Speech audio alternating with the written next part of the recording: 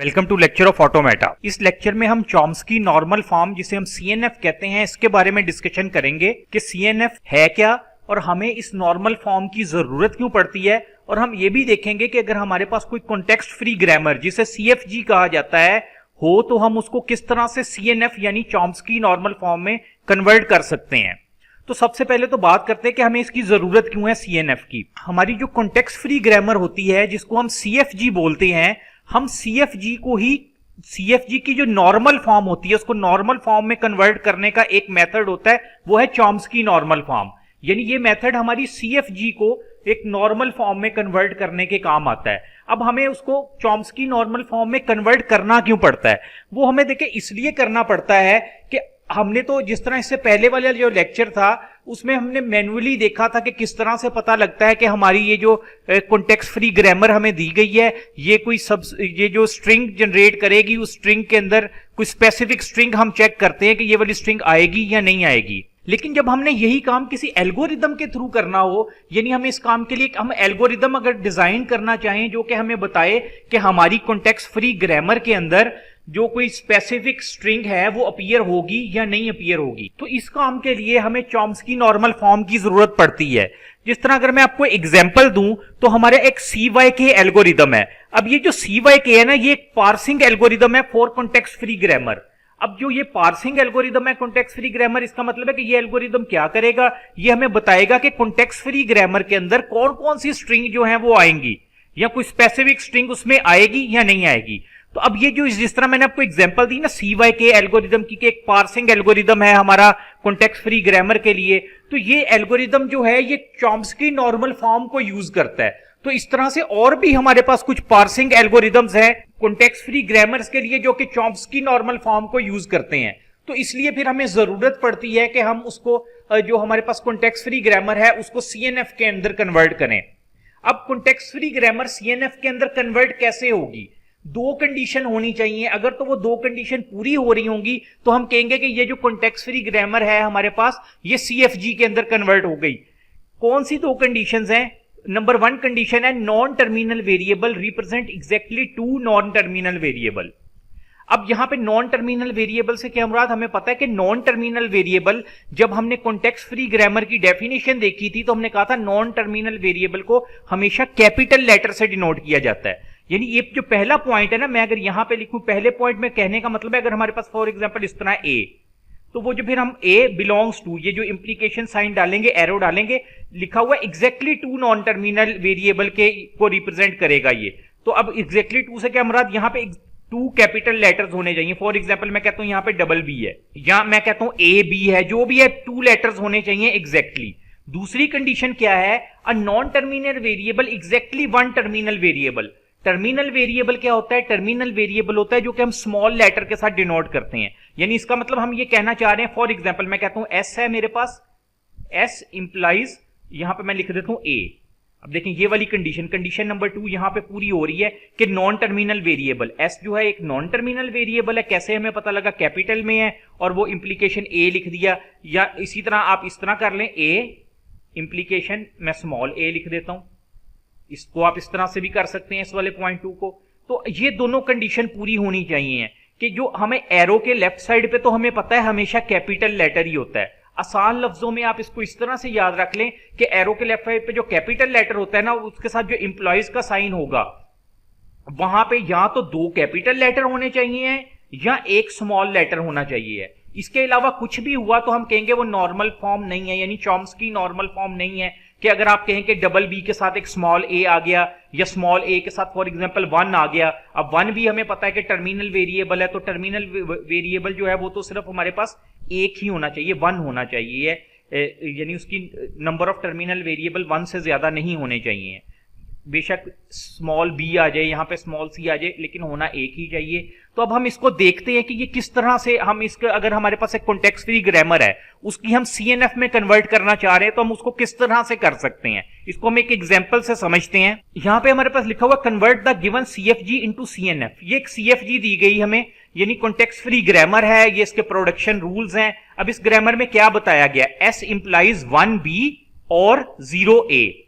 है, 1b और 0a, ये जो हमें पता है मॉडुलस का साइन है ये और को रिप्रेजेंट कर रहा होता है, यानी जिस तरह हमने देखा ना प्लस का साइन होता था तो हमने उसको इसमें चेंज कर दिया था, यानी s या तो 1b होगा या वो 0a होगा, ठीक है। इसी तरह b इंप्लाइज 1 डबल b और 0s और 1, ये 0s को o नहीं कंसीडर करना, ये 0 लिखा हुआ है, और a इंप्लाइज 0 डबल a और 1, ये एक ग्रामर दे दी गई।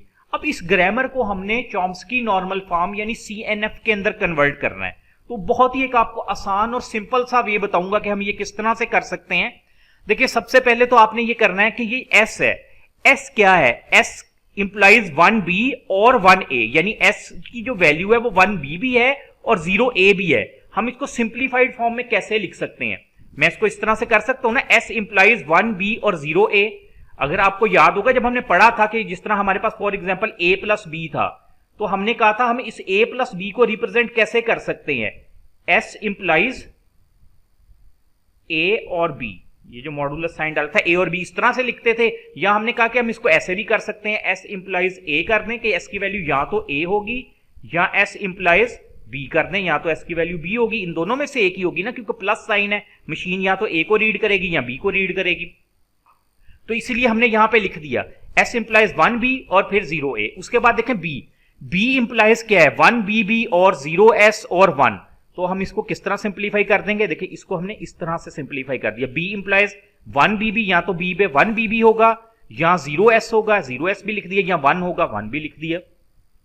उसके बाद a को देखते हैं, a को हम किस तरह से लिख देंगे, a इंप्लाइज 0aa या a इंप्लाइज 1, क्योंकि दरमियान में और है ना, हमने उनको अलग अलग लिख दिया।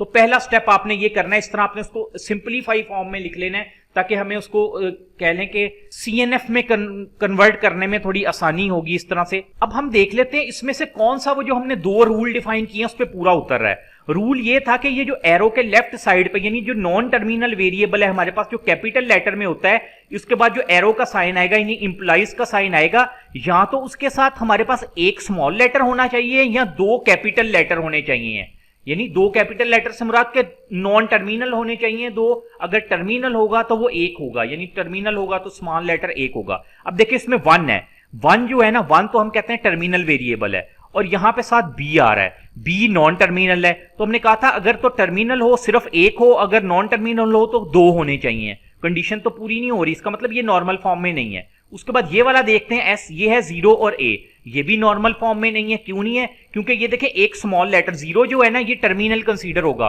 न्यूमेरिक हमने कहा था टर्मिनल होते हैं, और ये जो a है ये नॉन टर्मिनल है, कंडीशन कोई भी पूरी नहीं हो रही। कंडीशन क्या है, या तो 2 नॉन टर्मिनल होने चाहिए यानी 2 कैपिटल लेटर होने चाहिए, या एक स्मॉल लेटर होना चाहिए यानी टर्मिनल वेरिएबल होना चाहिए।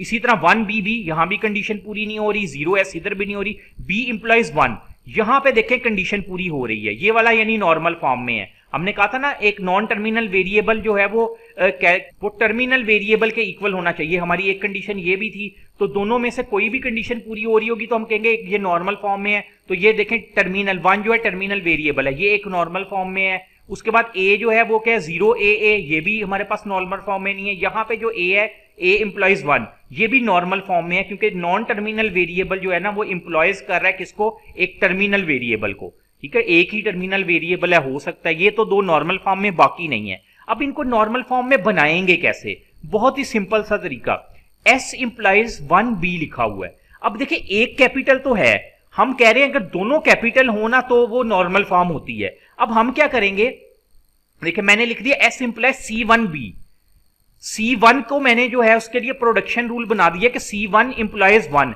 कि c1 को की वैल्यू 1 होगी। अब यहां पे अगर मैं c1 की जगह 1 लिख दूं तो क्या बन जाएगा 1b, c1 की जगह फॉर एग्जांपल इस तरह 1 लिख दूं तो 1b बन जाएगा ना, तो इसलिए मैंने कहा यहां भी 1b है, तो c1 को मैंने कह दिया कि 1 है। अब देखिए मेरे पास क्या है, ये नॉन टर्मिनल है, s जो है नॉन टर्मिनल है, इंप्लॉइज c1b, c भी कैपिटल है b भी कैपिटल है। ये आपने इसमें ये नहीं कंफ्यूज होना कि c1 लिखा है तो 1 तो मैंने कहा था टर्मिनल होता है, ये मैंने इसको रिप्रेजेंट किया, इसको c1 से रिप्रेजेंट किया, इसलिए यहाँ पे छोटा सा 1 लिखा है, तो c भी कैपिटल है b भी कैपिटल है, इसका मतलब ये नॉर्मल फॉर्म में हो गया। उसके बाद देखते हैं s जो है वो लिखा है 0a, एक a तो है हमारे पास, ये जो 0 है इसको भी हमने किसी अब कैपिटल में अगर कन्वर्ट कर दें यानी किसी नॉन टर्मिनल वेरिएबल में कन्वर्ट कर दें तो ये भी नॉर्मल फॉर्म में चला जाएगा। इसको किस तरह से लिखेंगे, एस इंप्लाइज C0A, जीरो है ना, मैंने कह दिया C0A, ये A ऐसे ही लिखा रहने देंगे C0 की वैल्यू मैंने बता दी, C0 क्या है 0, यानी C0 में 0 डाल दे तो 0A बन जाएगा ना, तो मैंने उसको इस तरह से प्रोडक्शन रूल डिफाइन करके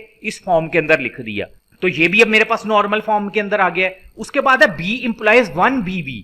अब देखिए 1 तो मेरे पास 1 है और B भी है। अब मैंने क्या करना है, इसको मैं किस तरह सिंप्लीफाई कर सकता हूं, देखिए मैंने ये 1 जो है ना, इसको मैंने C1 से डिनोट कर दिया और ये जो CB से कर दिया BB को डिनोट। मैंने नीचे बता भी दिया यहां पे प्रोडक्शन रूल में कि CB क्या है, CB इंप्लाइज BB। अब अगर मैं यहां पे वैल्यूज पुट करूं C1 CB में, अब देखें C1 में तो हमने यहाँ पे कहा होगा C1 इंप्लाइज 1, अगर यहाँ C1 की वैल्यू 1 हो जाए और CB हमने एक प्रोडक्शन रूल डिफाइन कर दिया CB इंप्लाइज डबल B, तो ये 1 और डबल B यही वाली फॉर्म में वापस आ जाएगा। इसी तरह से अब ये हमने इसको भी नॉर्मल फॉर्म में ले गए। अब यहाँ पे देखते हैं B इंप्लाइज 0S। अब यहाँ पे क्या है, जो 0 है हमने तो कह दिया कि C0 जो है वो इंप्लाइज 0, यानी इस 0 को C0 के साथ हम रिप्लेस कर सकते हैं। इस 0 को हमने C0 के साथ रिप्लेस कर दिया, S ऐसे ही रहने दिया। हमारे पास ये भी एक चॉम्स्की नॉर्मल फॉर्म के अंदर आ गया, यानी रूल यही था ना, जो हमारे पास नॉन टर्मिनल है वो एग्जैक्टली जो टू नॉन टर्मिनल वेरिएबल है उनके इक्वल होना चाहिए। एक वेरिएबल यहाँ पे C है, दूसरा S है, तो उसके इक्वल हो गया। या दूसरा रूल ये है कि वो जो नॉन टर्मिनल वेरिएबल है वो एग्जैक्टली वन टर्मिनल वेरिएबल के इक्वल होना चाहिए, यानी एक स्मॉल लेटर इंप्लीकेशन के साइन के बाद एक स्मॉल लेटर आना चाहिए। ये जो हमारे न्यूमेरिक नंबर है ना, जिस तरह यहाँ पे 1 आ रहा है, 0 आ रहा है, तो ये जो हमने रूल 2 डिफाइन किया था ये भी उससे बिलोंग करते हैं, यानी कि ये हम कह सकते हैं एक नॉन टर्मिनल वेरिएबल, कैपिटल में है ना C, ये नॉन टर्मिनल वेरिएबल है, ये इंप्लॉयज कर रहा है एक टर्मिनल वेरिएबल को। 0, 1, 2 या स्मॉल a b c ये सारे टर्मिनल वेरिएबल होते हैं। तो इसी तरह ये B इंप्लाइज 1 है। अब ये तो हमें पता है कि ऑलरेडी हमारे पास नॉर्मल फॉर्म में है, इसलिए हम इसको नहीं करेंगे। इसके बाद आ गया A इंप्लाइज 0AA। अब 0AA को कैसे करेंगे, 0 को तो हमने कहा 0 के लिए प्रोडक्शन रूल क्या है, C0 को उससे हम रिप्लेस कर देते हैं। देखिए 0 को हमने यहाँ पे C0 से रिप्लेस कर दिया और आगे लिख दिया CA। अब CA क्या है, CA हमने कहा CA इंप्लाइज डबल A, यानी CA की वैल्यू क्या है, डबल A। तो अब यहाँ पे जो मैंने लिखा हुआ है ना C1, C0 और ये CA लिख रहा हूं या CB लिखा था, ये लाजमी नहीं आप यही लिखें, आप उसको D से रिप्लेस कर दें, आप उसको E से रिप्लेस कर दें। ये तो मैंने अपनी आसानी के लिए उसको लिखा, तो आप कोई भी एक वेरिएबल से उसको रिप्रेजेंट कर सकते हैं। मसलन डबल B है ना, आप यहाँ पे लिखते हैं CD। अब यहाँ पे जो D होना था आप कह देते D के लिए रूल डिफाइन कर देते D इंप्लाइज डबल B। तो इस तरह भी कर सकते हैं, तो इसमें कंफ्यूज नहीं होना कि शायद हमने C से ही उसको लिखना है, तो ऐसा कोई रूल नहीं है। ये मैंने अपनी आसानी के लिए लिखा ताकि वो एक ही पैटर्न रहे और समझने में थोड़ा सा आसान रहे। तो उसके बाद आ गया A इंप्लाइज 1, ये भी नॉर्मल फॉर्म है, इसको भी इसी तरह रहने देंगे। यहाँ पे इस वक्त ना ये सारे हमारे पास CNF के अंदर है। अब हमने इसको फाइनली लिखना क्या है, कैसे है, यानी फाइनल हमारा आंसर हम किस तरह से लिखेंगे। फाइनल चॉम्स्की नॉर्मल फॉर्म जो होगी उसमें हम क्या लिखेंगे, देखिए सबसे पहले हमने देखना है इसमें कितनी दफा S आ रहा है। ये एक S है, लाजमी नहीं S से ही स्टार्ट करें, आप कोई भी सीक्वेंस एक सीक्वेंस से स्टार्ट कर सकते हैं।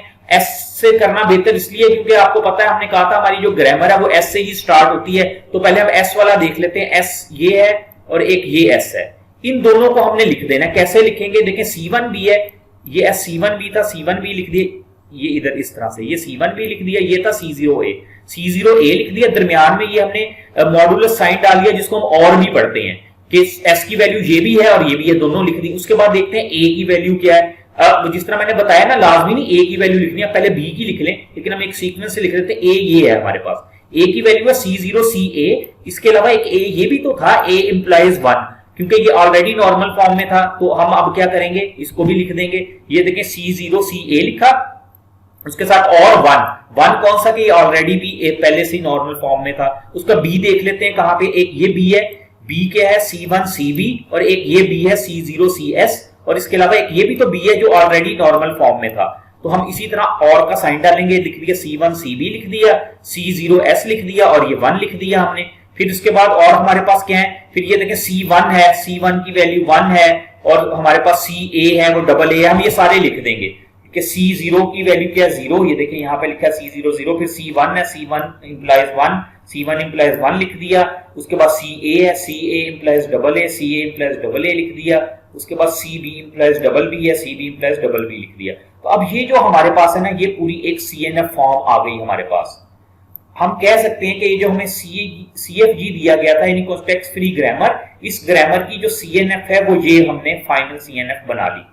तो उम्मीद है ये वाला कॉन्सेप्ट आपको क्लियर हो गया होगा कि किस तरह से कॉन्टेक्स्ट फ्री ग्रामर को हम चॉम्स्की नॉर्मल फॉर्म के अंदर कन्वर्ट करते हैं, और मैंने आपको ये भी बता दिया हमें ये कन्वर्जन की जरूरत क्यों पड़ती है। उम्मीद है ये कॉन्सेप्ट आपको क्लियर हो गया होगा। अगर इसमें कोई क्यूरी, कोई कंफ्यूजन है तो आप मेरे से पूछ सकते हैं, कमेंट सेक्शन में भी पूछ सकते हैं। Thank you.